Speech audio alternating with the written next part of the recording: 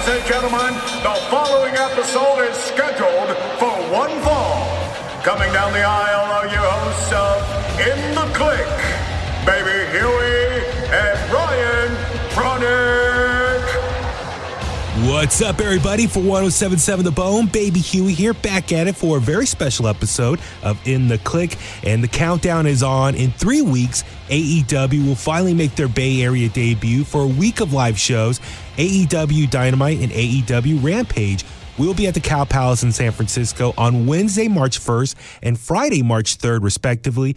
Plus, AEW Revolution will be at the Chase Center in San Francisco on Sunday, March 5th. And joining me to talk all about it is the owner of AEW, Tony Khan. How's it going, Tony? I'm doing great, Hugh. Thanks for having me on the show today. I know, man. So excited to be talking to you. I'm getting goosebumps already. I'm so amped up. Finally, like I said, AEW coming to the Bay Area. I'm so excited. And as we saw last week on Dynamite, we saw Bryan Danielson defeat Roosh and will now challenge MJF in a 60-minute Iron Man match for the AEW World Championship. I'm so amped up for this main event. As we all know, Bryan Danielson is arguably the best wrestler of this generation, taking on MJF. So what can fans look forward to from this main event? I think it's going to be an incredible match. Fans know they're going to get 60 minutes of great wrestling. You got MJF, probably the most hated villain in all of pro wrestling, but also a great wrestler and, frankly, a great world champion now for AEW. Somebody to go into the ring with Bryan Danielson, and Bryan Danielson, probably the greatest technical wrestler of my lifetime, certainly one of the most popular wrestlers I've seen. And to have Bryan Danielson and MJF going at it for 1 hour, I can't wait to see that and talk about a big match and a big main event. And I just think it's great for all the fans in San Francisco. If you can make it out March 5th to the Chase Center, we still have tickets for the live show available, or you can watch it on pay-per-view. People all over the world are going to be watching this show, Revolution. They're going to be watching this match, and I cannot wait for that event, Revolution.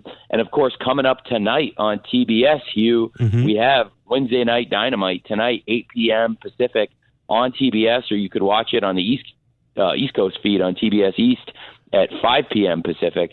And we're on the road to Revolution right now, man, and the shows have just been tremendous. I think week after week, as we build towards Revolution, the shows have just been awesome consistently, and there's something about this road to Revolution every Wednesday on TBS. You just know it's going to be a great show like tonight. Yeah, no, like I said, I'm so excited. Of course, to meet you finally in person, to see my buddy Chris Jericho. Just there's so much to look forward to when AEW comes to San Francisco. And as you mentioned, you get tickets over at AEWTix.com or etix.com. Ticketmaster as well. I'll link everything up at 1077thebone.com. So, Tony, I do have to ask, though, with Revolution, I know in past pay-per-views, you average anywhere from, 13, 14, 15 matches. So because of this 60-minute Iron Man match, will that kind of adjust the number of matches we can expect for today, or are we going to get maybe more on the pre-show? I'm just kind of curious, how many matches locally can we expect for the pay-per-view? Well, it's a great question. We're still working towards Revolution. I think, to your point, because there's a 1-hour Iron Man match on the card, that there will probably be a little bit less matches than there might normally be, but also there'll be a lot of quality, and the highest quality, because Revolution is always one of our best shows.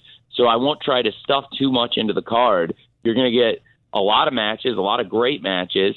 It'll probably be a little bit different than our other shows because we've never had anything like this where you knew the main event was going to go 1 hour in this huge Iron Man match coming up March 5th at Revolution. Yeah, no, like you said, I'm so excited. I know I talked to Bryan Danielson about a year ago, so I'm just so amped up to see him in person finally again. It's been a very long time. For you, though, what are you most looking forward to coming to San Francisco in the Bay Area? Is there anything specific you're looking forward to doing or experiencing, especially with the AEW roster out here? Well, I think we're all really looking forward to debuting in San Francisco. It's a great wrestling market. We have a lot of the wrestlers are big sports fans. I think people will be excited to check out a lot of the teams in the area. I have good friends who work at the San Francisco 49ers and talk to them about collaborating. And it really I think it'll be a great time for a lot of the wrestlers to get out and see the Bay Area. We do so much traveling, but this is going to be the first time AEW has ever come to San Francisco. And the wrestlers, they'll definitely be excited to spend the week out there in between shows. They'll be seeing the sights and visiting San Francisco, and hopefully a lot of you out there will get to see them out and about. And hopefully we get to see you at the shows March 1st and March 3rd at the Cow Palace and March 5th at the Chase Center for Revolution. It's one of the biggest shows we've ever had. You can always count on Revolution to be an awesome show. It's one of the best values you're going to get in pro wrestling, and there's still great tickets for the show. And if you can't make it to the Chase Center, it's going to be a great one to watch on pay-per-view March 5th. Yeah, like you said, I mean, I'm super happy to see you guys come to the Cow Palace, legendary venue for wrestling history. My first time I saw wrestling there was back in the late 80s as a little kid. So it's so special, that venue. So to see you guys come perform there, that's going to be so awesome. And as you mentioned, with the Niners and stuff, I hope George Kittle can make an appearance, maybe get out there, meet up with his buddy Penta. I know they exchanged masks and uniforms before. I mean, looking forward to just all the craziness, the fun stuff that's lined up here. But I do want to touch on tonight on Dynamite. I believe Adam Cole is going to have a sit down with Renee Paquette. And, we made him, made his big return last month with you guys. So can you kind of preview what, maybe he's going to talk about, and when can we see him make his in-ring return? Well, we're getting closer to that. He's going to talk about the road to his return. We're getting closer to that announcement. So check out Wednesday Night Dynamite tonight on TBS. Adam Cole and Renee are going to sit down. And certainly there's a lot of great wrestling action on the card tonight, but I'm also very excited to hear about that conversation because we all really are looking forward to getting Adam Cole back at the ring, hopefully very soon, and hopefully learn a little bit more information about it in the weeks to come. And I do have to mention, since you are coming to the Bay Area, one of our local favorites, our local hero is Will Hobbs. I've seen him wrestle for years on the indie scene out here. Just curious, will we be able to maybe just have Will Hobbs in some capacity that week of shows? Absolutely. You'll see Powerhouse Hobbs out in the Bay Area. He's one of the great homegrown stars of AEW, and he's a homegrown star out there in the Bay Area, and we'll feature him that week. We've got 2 shows at the Cow Palace and the pay-per-view at the Chase Center. It's a big week, March 1st, March 3rd, and March 5th. Mm-hmm. Yeah. And, following up, though, with Adam Cole, I just, curious, Kyle O'Reilly, are you able to kind of give us a health update on how's he been doing lately? Oh, he's been doing better. Hopefully we'll look forward to, getting him back, but it's number of injuries and a tough recovery, and really, really miss him, and hopefully he'll be back with us in AEW soon. Nice. Okay, good to hear. I do want to also ask, some Ring of Honor related questions. So first things first, as you know, Chris Jericho and I are best buddies. I would just like, get your thoughts on his run as ROH champion. I loved it. I love what he brought to the brand. But, from your perspective, how was his title reign for you? Oh, the Ocho was tremendous. I think it was a big part of AEW and Ring of Honor. Chris Jericho, one of the biggest wrestling stars in the world, and I think it's very memorable that his 8th world championship, the Ocho, was the Ring of Honor World Championship. Chris Jericho's held world titles in WCW, WWE, WWF, and now not only AEW, the first ever AEW World Champion, Le Champion, but also Ring of Honor World Champion. So he's held a lot of the greatest titles in the sport, and very fitting that Chris Jericho's 8th world title reign lasted for 8 matches. He won the title from Claudio Castagnoli and then made another 7 defenses. And in those 8 matches, some of the best matches we saw all year, classic matches with Claudio, Bandito, Ishii, just great matches on TV and pay-per-view. And Chris Jericho, one of the great champions in wrestling, and it was great to have him as the Ring of Honor champion in his 8th reign as a world champion. Yeah, no, like I said, looking forward to what he has lined up here. I know he's on a collision course with Ricky Stark, so looking forward to seeing how that's going to play out in the coming weeks. But also ROH, I believe, what was it, back in December, you announced that there's going to be, the Honor Club is going to get rebooted, which is exciting for us ROH fans. I believe, is there going to be some TV tapings at the end of this month? And are you able to kind of give an update on what can we look for on a weekly show coming up? Well, more information coming soon about Ring of Honor on the Honor Club, on the Ring of Honor app. There's a big, big push from the fans for more Ring of Honor and weekly Ring of Honor shows, and that's coming very soon ahead of the big Supercard pay-per-view, which is also in California. That'll be coming up later in March in Los Angeles. So a lot of great pay-per-views coming to California in the months ahead, especially the biggest one of all, AEW Revolution, one of the greatest pay-per-views in the sport on March 5th there at the Chase Center. I am so excited for that show. Yeah, looking forward to that as well. I do also want to touch on, AEW and New Japan Pro Wrestling's working relationship. Pre-pandemic, New Japan was trying to expand more in North America.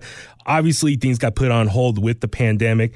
Jumping ahead now to 2023, this Saturday, New Japan's Battle in the Valley will be in San Jose. I know a lot of fans are excited to that, and hopefully that's going to lead to more of a presence in the U.S. again. So I'm just curious, what is the role and involvement AEW will have with that expansion?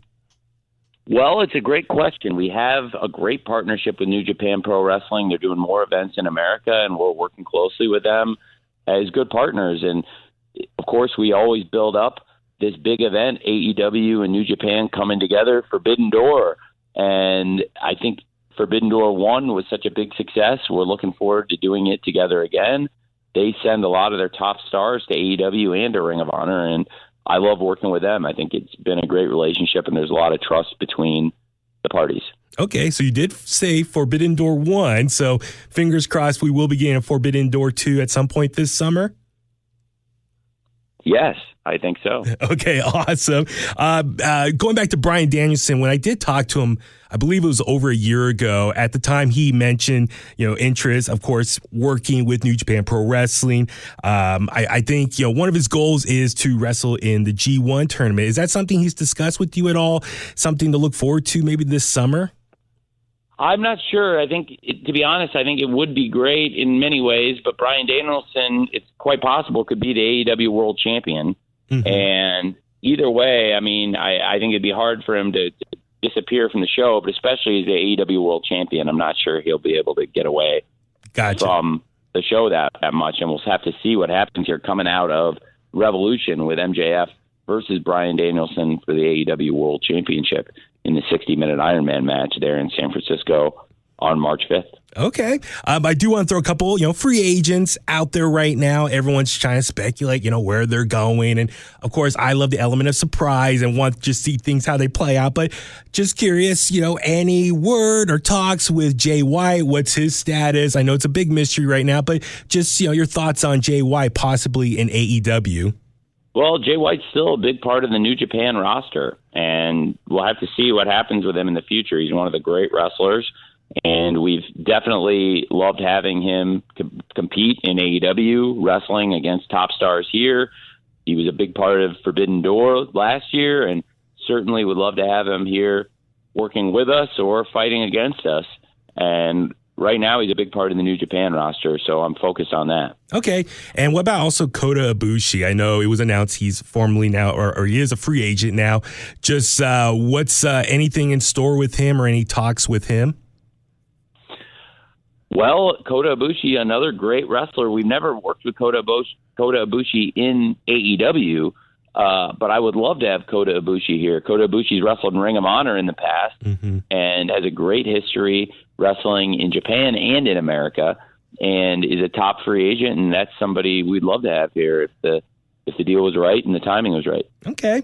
And, looking back on it now in 2022, AEW, the roster, there were quite a bit of injuries, which, that's just unfortunate and it's just part of the business. So I'm from your perspective, I'm really curious. I know that must have been very challenging from a booking standpoint, but now looking back on it in hindsight, what did you learn from that experience and how did it, if anything, helped you moving forward as a booker for AEW? Well, I think moving forward, we have great wrestlers here. It's been great learning. We've done over 175 episodes of Wednesday Night Dynamite, over 80 episodes now of Friday Night Rampage. Going into tonight's episode on TBS, I believe tonight on TBS will be episode 176 of AEW Dynamite. So we've learned a lot along the way, had great experiences, and I think as the roster has continued to grow, the opportunities have continued to grow. Something that's been huge for us is the worldwide expansion, and as we've brought in more wrestlers from all over the world and developed new shows and new partnerships.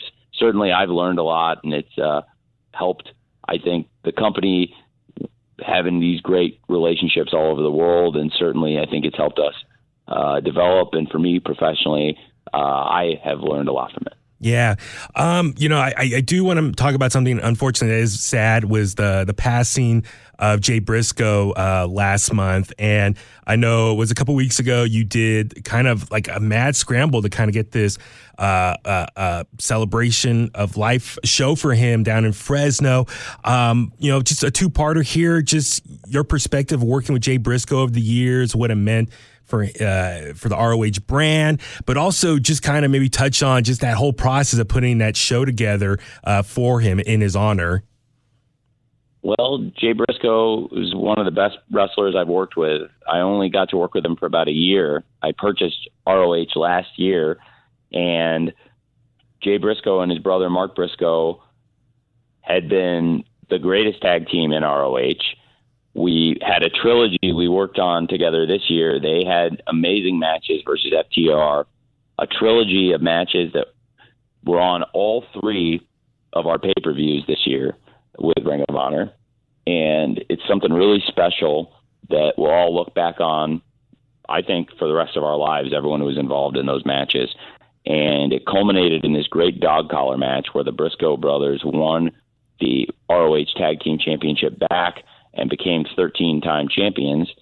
And not all that long after that pay-per-view, we got really unfortunate news that Jay Briscoe passed away in a tragic automobile accident. And for Mark Briscoe and for their whole family, it's been just the most unthinkable, terrible tragedy. And everybody here, we've tried to rally around their family, and Mark Briscoe and Jay Lethal had an amazing, amazing match on Dynamite a few weeks ago to pay tribute to the life and legacy of Jay Briscoe on what would have been Jay Briscoe's 39th birthday. That was an incredible match and an incredible moment. And then to have that, it really, I think, helped in so many ways. It helped the family. I think it was huge for Mark, and it was great for so many people to see Mark and to see Mark with the kind of energy, that vibrant spirit he had, and to go out and have that incredible match, and then to be able to celebrate Jay's life and legacy on his birthday. And then so many of us were able to get together and again celebrate his life and legacy there in his hometown with his family at the funeral. And Jay Briscoe is a really important, special person in wrestling, and his brother Mark Briscoe is also really important and special. And he's been wrestling some singles matches for us. And Mark Briscoe tonight will be wrestling on AEW Dynamite tonight on TBS, and it will be something really special. The emotion and the energy of the crowd, I know they're going to rally around Mark Briscoe, and there'll be a lot of wrestling fans coming together to celebrate the life and legacy of one of pro wrestling's, great stars, Jay Briscoe. And I think something people can look back on is that amazing match Mark Briscoe and Jay Lethal had on Dynamite. Wow. And it's a great tribute. Yeah, no, and I'm very happy to see Mark Briscoe on our television screens, and hopefully he's going to be a regular fixture moving forward for a long time. I'm very happy for him to see him wrestling once again tonight on Dynamite. So yeah, encourage everyone tune in on a weekly basis. AEW Dynamite every Wednesday at 8 p.m. Eastern, 5 p.m. Pacific on TBS, and then AEW Rampage every Friday night, 10 p.m. on TNT. Tony, if you couldn't tell already, I could talk wrestling all day with you, but I know you're a busy man. You got to get ready for the show tonight with Dynamite, and of course, get ready for AEW come to the Bay Area in a few weeks. So I just want to thank you again for everything. And looking forward to AEW coming to the Cow Palace for Dynamite and Rampage Wednesday, March 1st, Friday, March 3rd. Tickets are available now at AEW Tix. And of course, AEW Revolution, the big pay-per-view coming to the Chase Center in San Francisco on Sunday, March 5th. And also tickets are available AEWTix.com. I'll have everything linked at 1077thebone.com as well. But Tony, thank you again for everything. And I look forward to meeting you in person in a few weeks, okay? I'm excited to see you in person, Hugh. I'm really excited about Revolution March 5th and that whole week in San Francisco coming up the first week in March with all those great AEW shows. It's going to be a great debut for AEW, I promise. And I think we're going to have a great show tonight on TBS also. So hopefully see you all tonight watching on TBS, 8 p.m. Pacific, or you can watch it on TBS East and cheat and watch it live at 5. But either way, see you tonight, Hugh, and thanks again for having me on your show. Actually, Tony, real quick, I got to ask you. So I'm going to go to the, AEW Revolution, the post, media scrum, the press conference there. So I'm going to try to ask a question in person to you. So should I introduce myself as Baby Huey or should I say my real name, Danny? Do you have a preference? Well, either way would be good, but I think if you say Baby Huey there, everyone's going to know for sure who you are. But if you introduce yourself as Danny, it might take me a second. So just be ready. Okay, good. All right. I'll try to combine both. But yeah, you'll notice me. I'm the big 6'4" guy that goes by Baby Huey. So I'll stand out definitely. But I just want to give you the heads up so you're not going to be alarmed or shocked like, whoa, look who's this big dude in the room. But I'm looking forward to everything, all the festivities. It's going to be such an incredible week here. The wrestling fans here in the Bay Area are incredible. We have our own rich history, so looking forward to have AEW a part of it all. And thank you again for your time. I appreciate it.